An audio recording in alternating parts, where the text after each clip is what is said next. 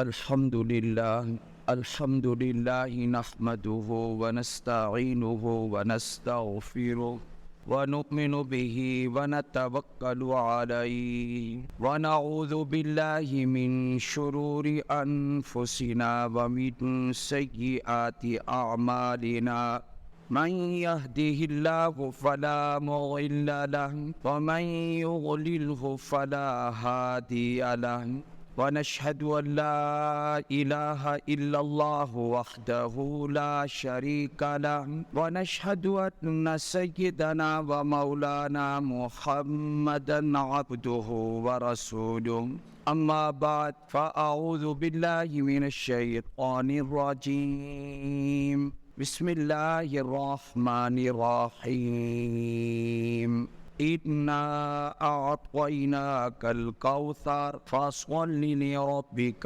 وانحر إن شانئك هو الأبتر صدق الله العظيم وصدق رسوله النبي الكريم اللهم صل على محمد وعلى آل محمد كما صليت على إبراهيم وعلى آل إبراهيم إنك حميد مجيد اللهم بارك على محمد وعلى آل محمد كما باركت على إبراهيم وعلى آل إبراهيم إنك حميد مجيد. جو چیزیں فرض ہیں وہ تو ادا کرنی ہے، چاہے موسم گرم ہو اور چاہے موسم کیا ہو سرد. اب مسلمان کے سردی لگ رہی ہے لہذا میں وضو کروں نماز پڑھوں، میں کیوں کروں؟ نہیں، یہ اس کو معافی نہیں ہے.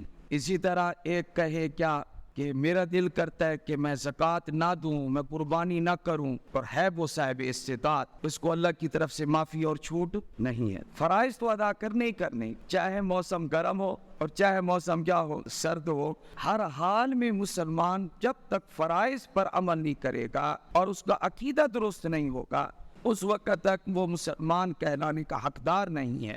قربانی چونکہ نزدیک آ رہی ہے اور سب سے پہلا عمل آج ہم وہی کر لیتے ہیں جو سیدنا ابو ہریرہ رضی اللہ تعالیٰ عنہ اور حضرت عبداللہ ابن عمر رضی اللہ تعالیٰ عنہما وہ ذوالحج کا چاند نظر آتے ہی بازاروں میں تشریف لے جاتے اور چوکوں میں چوراہوں میں تشریف لے جاتے، گلیوں سے گزرتے تو وہ پڑھا کرتے اللہ اکبر لا الہ الا اللہ واللہ اکبر وللہ الحمد. ان تکبیرات کا وجوب جو شروع ہوگا وہ ہوگا 9 ذوالحج سے. اس سے پہلے آپ جتنی مرتبہ پڑھیں آپ کی مرضی ہے، نہ بھی پڑھیں تب بھی کوئی ایسی بات نہیں، لیکن 9 سے لے کر 13 تک اور 13 کی عصر بھی شامل ہے اس میں. تو ان 5 دنوں میں یہ 5 دن ایام تشریق کہلاتے ہیں. ان کے اندر اللہ تعالیٰ کا ذکر کرنا اور اللہ تعالیٰ کی بڑائی کو بیان کرنا یہ شریعت کی طرف سے معمور بھی ہے، معمور بھی ہے، اللہ کا حکم ہے اور اللہ تعالیٰ ان تکبیرات کو پسند بھی بہت کرتے ہیں. میں حیران ہوں ان لوگوں پر جو کہ اس بات کے عادی ہیں کہ نماز ختم ہوتی تھی اور نماز کے بعد وہ سر مار کے اونچا ذکر کرتے ہیں. ان کو شوق ہوتا ہے. عام مسجدوں میں آپ دیکھیں کبھی کبھی بعض مساجد میں اگر ان لوگوں نے یہ ذکر کرنا ہے اور اونچا ذکر ان کو پسند ہے نماز کے بعد تو پھر شریعت نے جو اونچے ذکر کا حکم دیا وہ باقی دنوں میں نہیں دیا کہ اونچا ذکر کرو. ان 5 دنوں میں ہر نماز کے بعد ایک مرتبہ آواز بلند یہ تکبیرات پڑھنا ایک مرتبہ اس کے اوپر یہ فرض قرار دیا گیا ہے. جیسے ہی سلام پھرے تو اس وقت مسجد گونج جائے، جتنی آدمی کی آواز بلند ہے اتنا اونچا پڑھے وہ اور ان تکبیرات کو بلند کر کے پڑھے. اللہ اکبر لا الہ الا اللہ واللہ اکبر وللہ الحمد. اچھا کچھ لوگ بڑے عجیب ہیں، ان 5 دنوں کی یہ واجبات تکبیر یہ نہیں پڑھتے، ویسے ان کو بڑا شوق ہوتا ہے کیا کہ وہ سلام پھرے اور ہم اونچی کلمہ پڑھیں لا الہ الا اللہ محمد رسول اللہ. جنازے کے ساتھ جنازہ لے کر جائیں تو کلمہ شہادت اشہد ان لا الہ الا اللہ، وہاں حالانکہ کسی حدیث میں اونچا پڑھنے کا ذکر نہیں ہے. تو میں یہ عرض کر دوں آپ کو، اگر اللہ کا ذکر بلند کرنے کا شوق ہے تو ان دنوں میں آپ کی زبان چپ نہیں رہنی چاہیے. اگر آپ آئے اور امام 1-2 رکعتیں پڑھا چکا ہے اور پھر آپ مسبوق بن کر اپنی نماز پوری کر رہے ہیں، ظاہر ہے اب امام تو نماز پڑھا کے چلا جائے گا، فارغ ہو جائے گا، باقی نمازی بھی گئے۔ اب آپ اپنی 2 رکعتیں 3 رکعتیں جی آپ مکمل کر رہے ہیں، جیسے آپ سلام پھیریں گے ان دنوں میں تو اگرچہ اور کوئی آپ کے ساتھ نہیں ہے اب، لیکن اس وقت بھی بآواز بلند آپ کو اونچا پڑھنا آپ پر واجب ہے، اور آپ یہی تکبیر پڑھیں گے، اکیلے بھی پڑھیں گے تو تب بھی آپ پڑھیں گے اللہ اکبر لا الہ الا اللہ واللہ اکبر وللہ الحمد۔ اگر آپ اکیلے پڑھ رہے ہیں یعنی آپ مسجد میں آئے اور اس وقت آئے جس وقت کے نماز ہو چکی ہے، اب آپ اکیلے پڑھ رہے ہیں، اکیلے جب پوری نماز یا آپ نے اکیلے پڑھی ہے تب بھی آپ سلام پھیریں گے تو آپ یہی تکبیر پڑھیں گے، کیا؟ اللہ اکبر لا الہ الا اللہ واللہ اکبر وللہ الحمد۔ حتیٰ کہ ان 5 دنوں میں آپ کو یاد آئی کوئی فرض نماز آپ کی 6 مہینے پہلے کوئی چھوٹ گئی تھی اور آپ ان دنوں میں اس کو قضا کر رہے ہیں، تو قضا نماز جب آپ مکمل کریں گے، سلام پھیریں گے تو اس وقت بھی آپ پڑھیں گے اللہ اکبر لا الہ الا اللہ واللہ اکبر وللہ الحمد۔ یہ اللہ کو ان دنوں میں اپنا ذکر بہت زیادہ پسند، بڑائی عظمت، اور واقعتاً اللہ ہے ہی سب سے بڑا۔ آپ کو پتہ ہے کہ ہم پر اللہ کا سب سے بڑا احسان وہ یہ ہے کہ اللہ نے ایمان کی دولت عطا فرمائی اور محمد مصطفیٰ صلی اللہ علیہ وآلہ وسلم کا امتی بنایا، اور سب سے افضل کتاب قرآن مجید عطا فرمایا، سب سے افضل دین عطا فرمایا۔ تو اس رب کی اس بڑی نعمت کا شکر ادا کرنے کے لیے اس کی بڑائی کو بیان کرنا چاہیے۔ حضرت ابراہیم علیہ السلام کی قربانی، آپ حضرات ماشاءاللہ آج کل بکرے خرید رہے ہیں، میں حیران ہوں، ہر طرف سے ایک ہی صدا ہے، کیا؟ جانور بڑے مہنگے، یاد رکھے مہنگے بہت ہیں، پیسے خرچ کرنے کو بھی دل نہیں کرتا۔ اگر آپ کی بیٹے کی شادی آ جائے بڑی خوشی سے آپ اس پر پیسے بہائیں گے، میں تنہائی میں بھی ہوتا ہوں تو کبھی دل روتا ہے کہ اے اللہ میری زندگی میں کوئی لمحہ ایسا نہ آئے کہ میں کبھی تیری ناشکری کر رہا ہوں۔ مجھے حیا آتی ہے، کس سے حیا آتی ہے کہ میں اپنے رب کی کیا کروں، میں بولو ناشکری کروں میں، اس لیے کہ یہ سانس اسی نے دیے، یہ آنکھیں اسی نے عطا کی ہیں، یہ ہاتھ پاؤں اسی نے عطا کیے ہیں، یہ بیوی بچے، یہ ساری چیزیں میرے رب کی نعمت ہیں، اور دوست احباب یہ سب اسی کی عطا ہے، اور سب سے بڑی عطا میرا محمد مصطفیٰ ہے صلی اللہ علیہ وآلہ وسلم۔ حضور انور صلی اللہ علیہ وسلم ایسا احسان ہے اللہ کا کہ جس کا کوئی بدل ہم کبھی ادا کر ہی نہیں سکتے۔ میرے بھائیو، آج بکرے خریدتے ہوئے، جانور خریدتے ہوئے یہ آوازیں کیوں لگاتے ہو؟ کیا کہ یہ بڑا مہنگا ہے، منڈی تیز ہے، تمہارے پاس جتنا ہے تم خوشی سے خرچ کرو، اگر تم مستقل جانور نہیں لے سکتے تو حصہ ڈالو، اگر حصہ ڈالنے کی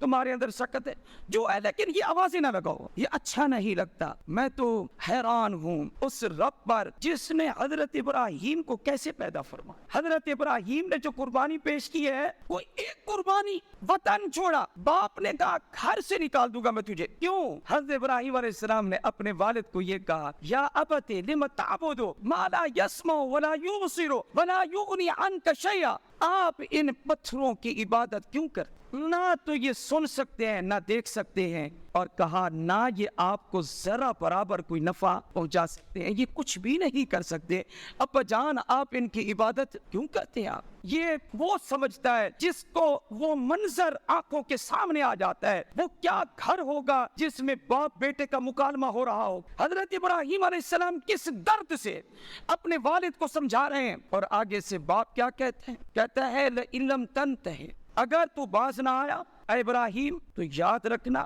میں تجھے اپنے اس گھر سے نکال دوں گا۔ اس وقت حضرت ابراہیم علیہ السلام بول پڑے، سأستغفر لک ربی انہ کان بی حفیا۔ اتنی محبت اللہ کی ان پر سوار تھی، اتنی محبت تھی، کبھی سوچا تنہائی میں کہ ابراہیم کے دل میں اللہ کی محبت کتنی تھی؟ اس نقطے پہ کبھی غور نہیں کیا؟ اس نے کیا کہا پھر ابراہیم نے اپنے باپ کو، سأستغفر لک ربی، ابا جان آپ مجھے دھکے دے کے نکال دیں، کچھ کر دیں آپ، لیکن جب تک میری جان میں جان ہے میں اپنے رب سے آپ کے لیے استغفار کرتا رہوں گا۔ انہ کان بی حفیہ، ایک ایک جملے میں محبت ٹپک رہی ہے۔ فرمایا بے شک میرا پروردگار میرے اوپر بہت شفیق ہے۔ حضرت ابراہیم علیہ السلام کو بالآخر اپنا وطن چھوڑنا پڑا، لیکن وطن چھوڑنے سے پہلے باپ کے ساتھ یہ معاملہ گھر والے نہیں چاہتے، باپ نہیں چاہتا، اور بادشاہ وقت نے کیا کیا آپ کے ساتھ؟ ابراہیم اپنا عقیدہ چھوڑ، مجھے رب مان، مجھے خدا مان۔ حضرت ابراہیم علیہ السلام نے بادشاہ کی آنکھوں میں آنکھیں ڈال کے کہا تو میرا رب نہیں، میرا رب وہ ہے جو زندہ بھی کرتا ہے اور مارتا بھی، جو موت و حیات کا کیا ہے، میں تو اس کو رب مانتا ہوں۔ ربی الذی یحیی و یمیت۔ حضرت ابراہیم علیہ السلام نے بادشاہ کا مقابلہ کیا۔ بادشاہ نے کہا بہت بڑا چیخا تیار کیا جائے، قریب بھی کوئی نہیں جا سکتا تھا اس آگ کے۔ حضرت ابراہیم علیہ السلام کو منجنیق پر، توپ پر بٹھا کر آپ کو وہاں سے پھینکا گیا آگ میں۔ یہ آگ ہے، یہ گرم گرم لگ رہی ہے، یہ سامنے آگ ہے۔ ابراہیم علیہ السلام ادھر سے اچھالے جا رہے ہیں آگ میں ڈالنے کے لیے۔ ابراہیم علیہ السلام بعد میں پہنچتے ہیں آگ میں، اللہ کا حکم پہلے پہنچ جاتا ہے، اللہ کا حکم آگ کو پہلے پہنچ جاتا ہے۔ خبردار، تجھے پتہ نہیں ہے کہ یہ آنے والا کون ہے۔ میں اگر اور کوئی جملہ نہ بولوں تو میں ایک ہی جملہ بولوں گا، کیا آنے والا میرا ہے، خیال رکھنا یہ میرا ہے۔ واتخذ اللہ ابراہیم خلیلا، یہ میرا دوست ہے، ابراہیم میرا ہے۔ یا نار کونی بردم وسلاما علی ابراہیم، اے آگ آج جلانا چھوڑ دے، آج ٹھنڈی ہو جا، حد سے زیادہ بنی سلامتی والی ہو جا، علی ابراہیم، ابراہیم علیہ السلام پر۔ تفاسیر میں لکھا ہے جن رسیوں سے باندھا تھا وہ رسیاں تو جل گئیں، ابراہیم علیہ السلام کے بدن کا ایک بال بھی نہیں چلا۔ حضرت ابراہیم علیہ السلام نے کوئی ایک امتحان دیا، وطن چھوڑا، فلسطین پہنچے۔ اللہ تعالیٰ نے آپ کی بیوی ہاجرہ، ہم سب کی ماں، اس لیے ماں ہم سب کی مومنوں کی، کیوں؟ اس لیے کہ ہمارے نبی کی ماں ہے۔ اما ہاجرہ کس کی ماں ہے؟ حضرت اسماعیل علیہ السلام کی ماں ہے، اور حضرت اسماعیل علیہ السلام کی اولاد میں سے ہمارے نبی ہیں۔ اب بچہ پیدا ہوا، چھوٹا سا بچہ ہے، ابھی حضرت سارہ کو اولاد اللہ نے نہیں عطا فرمائی، 13 سال بعد عطا فرمائی۔ اسحاق علیہ السلام بعد میں پیدا ہوا۔ اب ان کو یہ دل میں افسوس ہوتا تھا، میں پہلی بیوی ہوں، رشتہ دار بھی ہوں، میری تو اولاد نہیں۔ اللہ تعالیٰ کی طرف سے حکم آیا ان کو ایک جگہ نہ رکھو، علیحدہ رکھو۔ اللہ میں کہاں چھوڑ کے آؤں؟ اللہ نے فرمایا وادی میں چھوڑ۔ کون سی وادی اللہ؟ بے واد غیر ذی زرع، ایسی وادی میں چھوڑ کے آ جس میں کھیتی نہیں۔ آبادی کہاں تھی؟ وہاں آبادی کا نام و نشان نہیں تھا۔ حضرت ابراہیم علیہ السلام یہاں آئے اور اپنی بیوی حضرت ہاجرہ سلام اللہ علیہا اور اپنا شیر خوار بچہ، کون سا؟ حضرت ان دونوں کو چھوڑا اور چھوڑ کے کہا کہ میں جا رہا ہوں۔ بیوی نے پوچھا یہاں تو اسباب زندگی نہیں ہے، آپ کہاں ہمیں چھوڑ کے جا رہے ہیں؟ کوئی جواب نہیں۔ کیوں؟ حکم کس کا تھا؟ تاکہ اللہ کے حکم کے پورا کرنے میں کوئی تھوڑی سی بھی کمی، یہ نہیں کہ میں بھی بیوی کے ساتھ بیٹھ کے رونا شروع کر دوں، نہ، کوئی پہاڑ تھے، کوئی استقامت کے جبل تھے، وہ انبیاء کا صبر تھا، وہ کیا تھے وہ لوگ، آج آدمی تصور ہی نہیں کر سکتا۔ حضرت ابراہیم علیہ السلام نے کوئی جواب، ہم یہاں کیسے رہیں گے؟ آپ ہمیں کیوں چھوڑ کے جا رہے ہیں؟ اس آبادی میں ہمارا گزر بسر کیسے ہوگا؟ آپ کدھر جا رہے ہیں؟ کوئی جواب ہے ہی نہیں۔ پھر سوچا کہ کوئی جواب نہیں آ رہا، آخر وہ بیوی بھی تو پیغمبر کی بیوی تھی نا، تو صرف سوال بدل دیا اور کہا کہ اتنا بتائیے کہ آپ اپنی مرضی سے چھوڑ کے جا رہے ہیں یا اللہ کے حکم سے چھوڑ کے جا رہے ہیں؟ حضرت ابراہیم علیہ السلام نے فرمایا میں اپنی مرضی سے تمہیں چھوڑ کے نہیں جا رہا، میں اللہ کے حکم سے تمہیں چھوڑ کے جا رہا ہوں۔ حضرت اما ہاجرہ نے اس وادی غیر ذی زرع میں کیا جواب دیا؟ آپ جائیے، پھر وہ جانے اور اس کا کام جانے، وہ ہمیں سنبھال لے گا۔ اذن عربی عبارت ہے، اذن لا یضیعنا، آپ جائیں، جس کے حکم پہ چھوڑ کے جا رہے ہیں وہ ہمیں کبھی بھی ضائع نہیں کرے۔ یہ ایک عورت کا ایمان ہے۔ 13 سال آتے رہے، پھر دیکھ کے چلے جاتے تھے۔ وہ واقعہ بھی پیش آیا کہ حضرت کی ایڑیوں سے پھر وہ پانی نکلا، زمزم حضرت اسماعیل علیہ السلام کی ایڑیوں سے بار بار مار رہے تھے نا ایڑیاں، اور قافلہ کوئی نظر نہیں آ رہا۔ 7 مرتبہ تو بھاگ کے دیکھا نا اما ہاجرہ نے، صفا سے مروہ، مروہ سے صفا۔ اللہ تعالیٰ کو یہ دوڑنا بھی پسند آیا، فرمایا کہ ہر حاجی ہر عمر والا اب دوڑے گا، اب قیامت تک دوڑے گا۔ یہ کس کا دوڑنا پسند آیا؟ اما ہاجرہ کا۔ اس کے بعد اسماعیل علیہ السلام کی ایڑیاں زمین پہ رگڑ رہے ہیں، تڑپ رہے، پانی کی ایک بوند نہیں۔ اللہ تعالیٰ نے حضرت جبریل علیہ السلام کو کہا جاؤ اور جا کر جہاں اسماعیل نے ایڑیاں ماری ہیں، رگڑی ہیں، وہیں جا کے پر مار دو۔ حضرت جبریل علیہ السلام نے پر مارا، اللہ نے زمزم کا چشمہ پیدا فرمایا۔ یہی بچہ اکلوتا بیٹا جب 13 سال کی عمر کو پہنچتا ہے اور باپ کا دستے بازو بننے کے لیے تیار ہے، 3 راتیں مسلسل خواب آیا، میں اپنے اس بیٹے کو ذبح کر رہا ہوں، انی اذبحک فانظر ماذا ترى، یا بنی، اے میرے پیارے بیٹے، انی ارا فی المنام، میں خواب میں دیکھ رہا ہوں تجھے کہ میں تیرے گلے پہ چھری چلا رہا ہوں. انی اذبحک فانظر ماذا ترى، 3 راتیں مسلسل میں نے خواب دیکھا. حضرت اسماعیل علیہ السلام بڑے ذہین تھے، سمجھ گئے کہ میرے باپ کا خواب ہے، میرا باپ اللہ کا پیغمبر، اور پیغمبر کا خواب سچا ہوتا ہے، وہی ہوتا ہے. تیری کیا رائے ہے؟ کیا جواب آنا تھا؟ فرزند ارجمند سعادت مند باپ کو کیا جواب دیتا ہے؟ یا ابت، اے میرے پیارے ابا جان، افعل ما تؤمر، جو اس کی طرف سے حکم ملا ہے وہ پورا کر گزریا. تو واویلا تو نہیں کرے گا، تو گھبرائے گا تو نہیں، چیخو پکار تو نہیں کرے گا. تو آگے بیٹے کا جواب سنیں، ستجدنی انشاءاللہ من الصابرین، اللہ نے چاہا تو آپ مجھے صبر کرنے والوں میں سے پائیں. حضرت ابراہیم علیہ السلام اپنے بیٹے کو مینا لے گئے. باپ بیٹا وہاں پہنچے، راستے میں 3 مرتبہ شیطان آیا روکنے کے لیے. حضرت نے کنکریاں ماری، پھینکی. آج تک حاجی کنکریاں مار رہے ہیں. کس کو؟ شیطان کو. حضرت ابراہیم علیہ السلام نے جب لٹایا اپنے بیٹے اسماعیل کو، سیدھا لٹایا، تو خود حضرت بول پڑے اسماعیل علیہ السلام، ابا جان میں آپ کو دیکھ رہا ہوں، آپ مجھے دیکھ رہے ہیں، کہیں ایسا نہ ہو کہ شفقت پدری غالب آ جائے، اللہ کا حکم پورا ہونے میں دیر نہ ہو جائے، آپ مجھے لٹا دیں، الٹا لٹا دیں، میری گردن پر آپ چھری چلایا. حضرت ابراہیم علیہ السلام نے الٹا لٹا، وَتَلَّهُ لِلْجَبِينِ، جبین نیچے تھی. کیوں؟ میں آپ کو نہ دیکھوں، آپ مجھے نہ دیکھیں. ایسا نہ ہو کہ رکاوٹ پیدا ہو جائے اور اللہ کہ پورا امتحان نہیں ہوا، وہ پورا راضی نہیں ہوا ابھی. ایسا نہ ہو، آپ بھی امتحان میں کامیاب ہوں، میں بھی کامیاب ہوں. لٹا دیا الٹا. چھری چلا رہے ہیں، زور لگا رہے ہیں، چھری چلنے کا نام نہیں دے رہے. چھری ہو جو چلے. حضرت بہت گھبرائے، بار چلا رہے، تیز چلا رہے چھری، لیکن چھری نہیں چل رہے. تو آواز آئی غیب سے، اللہ کی طرف سے آواز آتی ہے، اوپر سے آواز آتی ہے. فرمایا قد صدقت الرؤیا، اے ابراہیم بس ختم. قد صدقت الرؤیا، تو نے اپنا خواب سچ کر دکھایا. یہ کس نے فرمایا؟ اپنا خواب تو نے سچ کر دکھایا. امتحان میں تو کامیاب ہے.